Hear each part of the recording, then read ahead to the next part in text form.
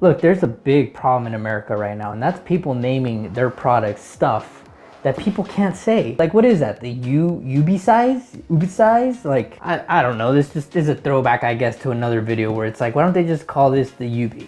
Keep it simple, stupid. But ultimately, the reason that we're making this video is because on TikTok, this seems to be a really popular product. So look, what we got in here is a 10-inch ring light. The ring lights have been very popular lately. Honestly, before buying mine, I would have had no idea how to review this thing. But just because we've had one for so long, I know exactly what to look for. So let's see what $45 gets you from an Amazon UBeesize. Got a little bit of collateral damage right there. Always my favorite, boxes inside of boxes. We got one box, we got two boxes, and then we got the tripod.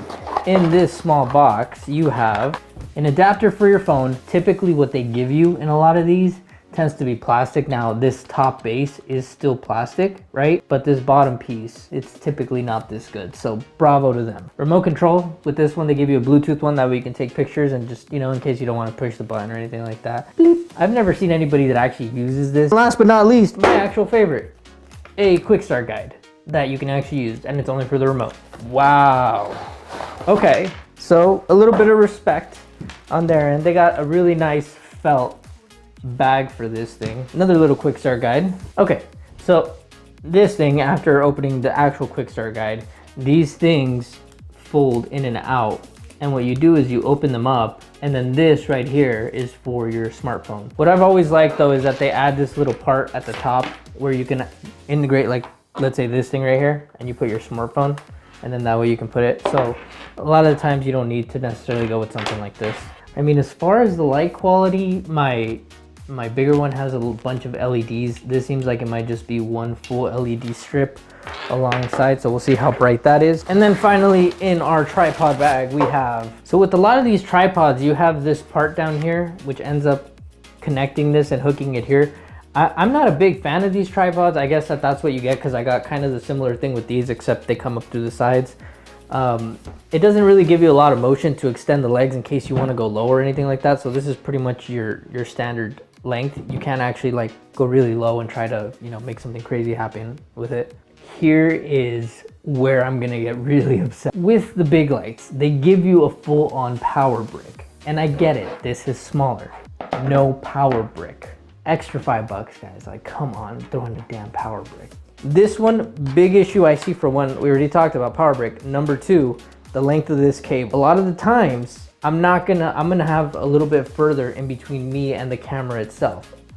This right here is not enough, even for a small one. Third thing, and I'm sorry I have to go back to this, you include this and not a power brick, switch them, because nobody's using these. To be honest, I'm not really a big fan of this glass around the light either. I've bumped mine a lot of times to know where if it had glass straight on there, I probably would have broken it already. So this worries me. This seems like a light that I cannot travel with. But in all fairness, this bag is really nice. So I'm gonna try and connect it now and see how much it works. All right, so I was gonna connect it to my computer, and then I realized these things draw way too much power for me to risk that. Like, if this thing draws as much as my other one, I mean, you should see the power brick on my regular one. Decided just to go get a power brick instead, so that way, if anything happens, it'll be to that power brick and not to my computer. You know what? Just to try it out. If it's all right with everybody, I'm just gonna, there we go. All right, so there's a little switch that's not anywhere near the camera where I can actually just press it. So let me go and do that now. Before I begin the review of the thing, it's little inconveniences like that that really make me wonder whether a product is worth the money. What I like about it already is that it has a natural hue to it. I know you probably can't see that much in the video, but it's not daylight. It's almost like a cream light yellow that's natural skin tone, which looks really nice. So there's some other buttons on here, but let me try and push them while I got you guys. You got 3 different colors. This is the natural white. As you can see, it's basically what I got going on with this thing over here. What we'll give them is that they have these 3 colors built in, whereas on the big one, I need to change the filter. And finally, here's the third one. It's even more natural skin tone. It's like a mix between white and that yellow that we first saw. Okay, now in comparison to these bigger models, on mine, I have a knob that turns up or down the intensity of the bulbs. On this one, you have the actual controller that's on the wire itself that controls the intensity. Now this right here is halfway in between the highest and lowest setting. It's right in the middle. As you can tell, there's a very big difference. I know that I've been hard on this thing, but ultimately this actually does seem like a really, really good product. The only thing that I see as an issue is that you have to do it from the actual wire controller, which isn't near to the lens itself. If you are making a video and you want to change the settings, you now need to get up, as I have every single time, in order to change those. Doesn't seem very convenient to me. I mean, I'm a skeptic. I think of all these things because ultimately, how frustrating is it gonna be to use this on a daily basis? This one was $90. This one was $45. Customizable, a lot of settings, a lot of things that I would recommend. Not that many settings, big and bright, definitely value packed for the price. So would I say get this one?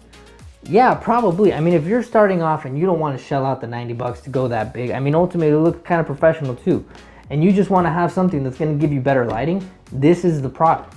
However, when you decide that you want to go on to the next step and have really, really good lighting all around, that's where that one comes in. Will I keep this one?